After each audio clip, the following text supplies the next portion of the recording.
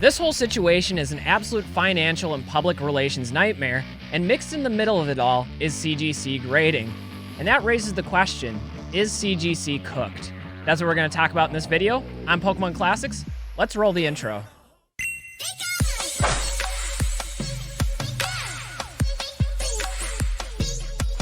Hey everybody, what's up from Pokemon Classics, reminding you all that the classics never go out of style. Now, unless you've been living under a rock recently, you've probably heard about the Pokemon Playtest prototype controversy that has absolutely rocked the Pokemon community and has been permeating across all social media platforms. Now, I was wondering what I could reasonably add to this discussion, and I intentionally wanted to wait until there was more information available, as well as an official statement from CGC. And that came yesterday. So what I want to do first is just recap some of the details, and there are a number of channels that have gone through this in much more detail than I could ever hope to. You can check out Rattle Pokemon's videos, or better yet, go to the source on Efour and read the entire thread that has over 1,000 comments.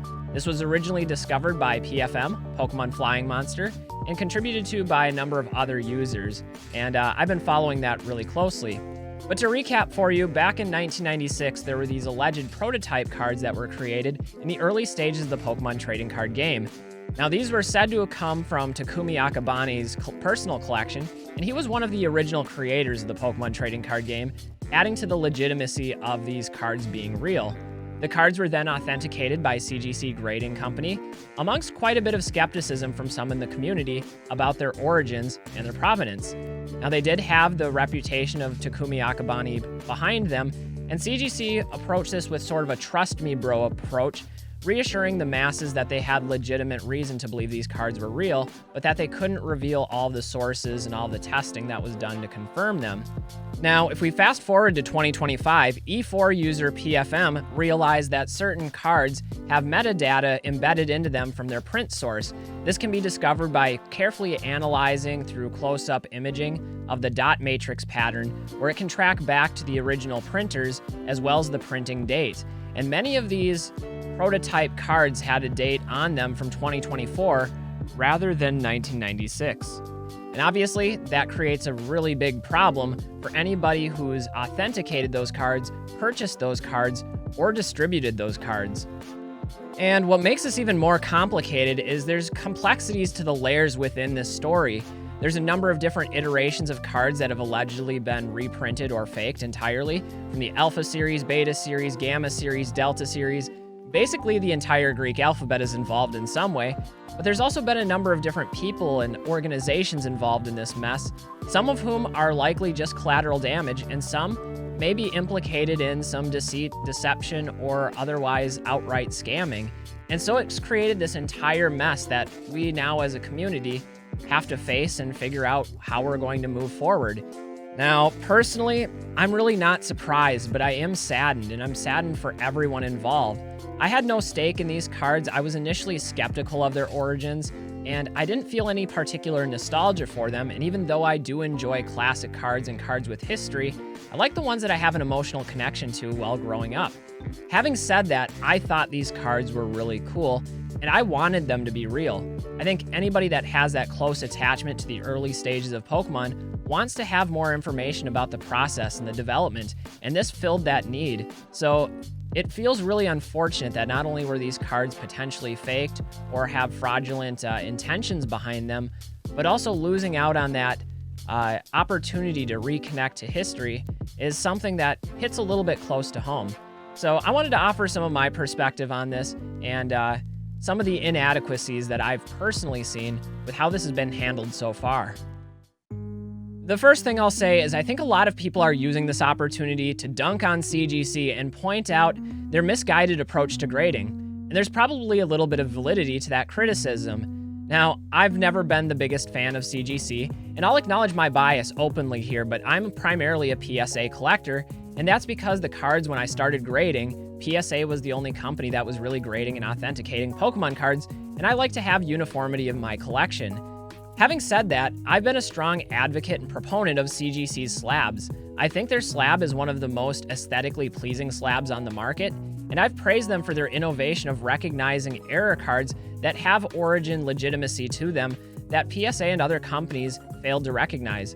Cards like the No Damage Ninetales or the HP Error Dark Persian. These legitimate error cards that have a long-standing history. Now, I wouldn't support something like these prototype cards that lack that same documentation and long-standing history within the community, so I was a little surprised to see CGC go into the grading these so enthusiastically. And if we're being honest, CGC does have, at least in my opinion, a series of sketchy decisions from a business standpoint. Back in the day, a few years ago, they changed their grading scale when they upgraded their labels and their slabs, and in the process of doing that, there seemed to have been some insider trading happening, where certain individuals were made aware that 9.5s would be upgraded for free to 10s, and they were able to take advantage of that information to arbitrage 9.5s on the market and turn a personal profit. I wasn't a fan of that. That struck me as an unethical procedure, or at the very least, a leak coming out of CGC headquarters. Now, there's also been instances of preferential treatment to individuals that are influential or who had large volumes of cards going into CGC, moving them to the front of the line for grading and putting other customers on hold. Again, that's something that also didn't sit right with me. To be fair, similar situations have happened with other grading companies. We could even look to PSA shutting down for entire years while they were working through the backlog. And we're talking about customers waiting. That's probably the biggest situation I can remember of having a delay in the grading process. Despite these shortcomings, what I can tell you is that I'm a fan of competition, and it's for that reason that I think CGC is a necessary component of our Pokemon trading card game market. Prior to CGC, it was really just PSA and Beckett doing battle for market share, and over the years, PSA has increasingly monopolized this space.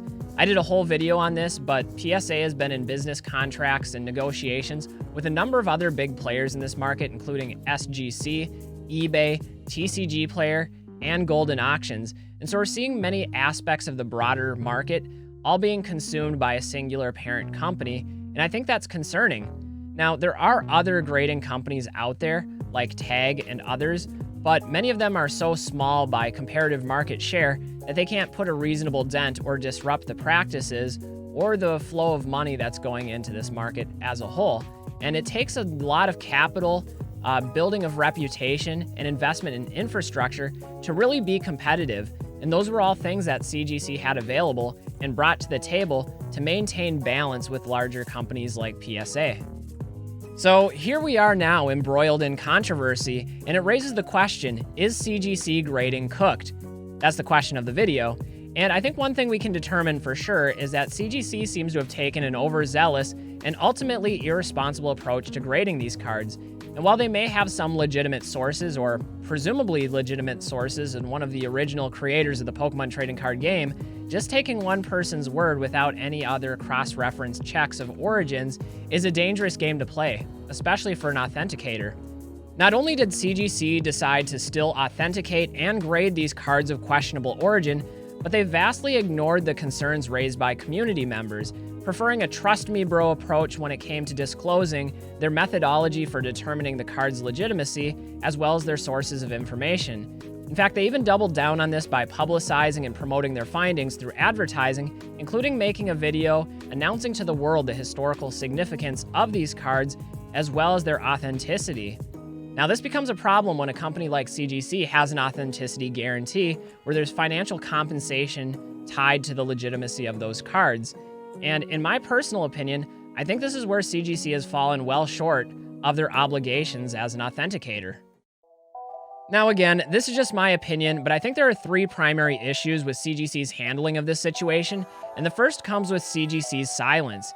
Now, it took days to respond or to even acknowledge the situation, and to me that doesn't communicate the level of transparency that I think people would be obligated to have in a situation like this when they have thousands of dollars tied up in these purchases that are backed by CGC's authentication. Now, to be totally fair, I understand CGC's perspective here as well. There are legal considerations at play, and I'm sure they're treating this as an ongoing investigation where you don't want to disclose too much because you're still actively involved figuring out who's at fault, what exactly happened, which cards are fraudulent, which ones aren't, or if there's any other explanations for it. So it's interesting and difficult to say how much they should really disclose or how transparent they should be in the process. Still, from a consumer perspective, there's millions of dollars of cards at play here, And I know if I were invested in these in any capacity, I'd be really frustrated with the lack of transparency. Now, the second issue, which in some ways I find more egregious than the first, is CGC's downplaying a fault in this situation. In their press release, they specifically mentioned that 0.03% of cards were affected in the scandal, and although that may be true, numerically speaking, it's probably not the type of accountability that customers are hoping to hear from CGC and their involvement in this issue. It's minimizing what's actually happened. They also fail to mention that many of these cards are extremely high value cards and that this represents almost 100% of this playtest prototype card market. They also mentioned in their press release that it's going to take some time to fully resolve these issues, and that makes it open-ended for the customer to interpret. Are they going to have to send in these cards and sit on the losses for an extended period of time before any resolution is offered? It's really unclear, so not only is it not transparent, but a lot of this is also incredibly vague. And speaking of vague, CGC also never mentioned any mention of compensation, financially or otherwise. It may be implied in the press release, in their financial guarantee, but what that looks like and how the process plays out is something that I think customers would be really interested to hear, and something that CGC neglected to mention.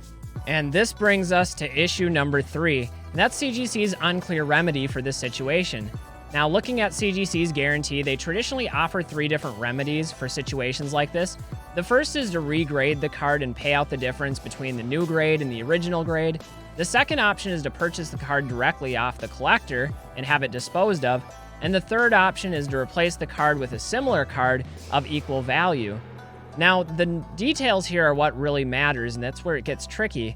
One of those details is that CGC gets to determine what fair market value actually entails. And so it's unclear to consumers whether they'll be entitled to the original amount of money that they paid for the card, or if CGC will reevaluate the fair market value based on current market conditions after the legitimacy of these cards have been called into question. And that could make a really big difference, and CGC really doesn't disclose that. Now, you factor in too that CGC has a clear conflict of interest here and the motive to save money, and that enters some lack of transparency. Now, another one of the details that's concerning is it states that cards must be returned immediately to CGC to be eligible for any of these 3 remedies. I believe that's under the knowledge of error section, which I think is section 16, if I remember correctly. And that is also concerning because maybe collectors are not wanting to rush into remedy without knowing exactly what that's going to look like or what they'll be entitled to, but yet this is urging collectors to do so in immediate fashion. Another detail that's really important here is it mentions that cards will not be returned in a graded encapsulated case. So if a customer doesn't agree to the compensation that's offered, they don't have the opportunity to retrieve back what they originally sent in. And I understand CGC's point in doing that. They don't want inauthentic cards encased in their slabs with their seal of approval recirculating out on the market. But still, that kind of traps collectors into a resolution that they may not be in agreement with. Finally, and most importantly, by agreeing to send a card back into CGC, there's a waiver of the right for any further litigation. So you're agreeing to settle this in-house with CGC rather than having legal options available. And when none of this information is fully disclosed and people don't know what kind of remedy they're actually going to receive, that's a dangerous prospect. In short, none of this feels right to me. To have no specific mention of remedy or compensation in the press release, and instead being asked to trust CGC once again after previous trust issues, and a clear and obvious conflict of interest, all at the same time while waiving right to litigation or further legal action, again, it just doesn't feel right. Especially when you consider what other auction houses and consigners have already done. Z&G Emporium was the first one that I'm aware of that has announced refunds and will be refunding over $140,000 in transactions made on these prototype cards. And I believe Golden Auctions and Rare Candy has also announced refunds or refund process. And personally, I don't feel that auction houses are responsible for this. I guess it's true that they did facilitate the sale of these cards, but in my mind, that responsibility falls on the authenticator to determine the authenticity of the cards, and then the auction houses and consigners are just the sales platform delivering the actual product, the good that's being purchased. So I think it's great that some of these companies are showing their customer service and stepping forward and trying to make their customers whole. That's important to me. Anyway, guys, I've been rambling for a while, so let me close with this. I actually think this is a great opportunity for CGC to rise above the hardship and the criticism and to prove themselves as a valuable asset to this trading card community. If they're able to own their mistakes and make their customers whole in a speedy and expedited process, and set a precedent for transparency and customer-oriented service while cementing themselves as a key competitor to some of the other grading companies out there, I think this could actually be a large PR win for CGC. However, so far, that's not the response that I've seen and not what they've demonstrated, at least up to this point. But my hope is that CGC is still able to step up, get their customers refunded, accept responsibility, and bring those that are culpable and responsible for whatever scam or whatever dishonesty was orchestrated here to justice. I think that's the way that they can prove themselves. But that's just my opinion. Anyway, you guys will have to let me know what you think about the whole playtest controversy. If these were cards you were originally skeptical on or interested in, or if you think that this whole issue will blow over and that nobody will really care 3 weeks from now. The market does tend to move pretty fast, and people have short memories here in the Pokemon card space. I welcome your thoughts down in the comments below. Anyway, guys, thanks for sticking around for the ramble. I'm Pokemon Classics, reminding you all that the classics never go out of style. Till then, stay well, everybody, and don't forget to make this hobby fun, because that's ultimately what it's about, even in these dark times with horrible situations. We'll see y'all with the next video. Bye, everybody.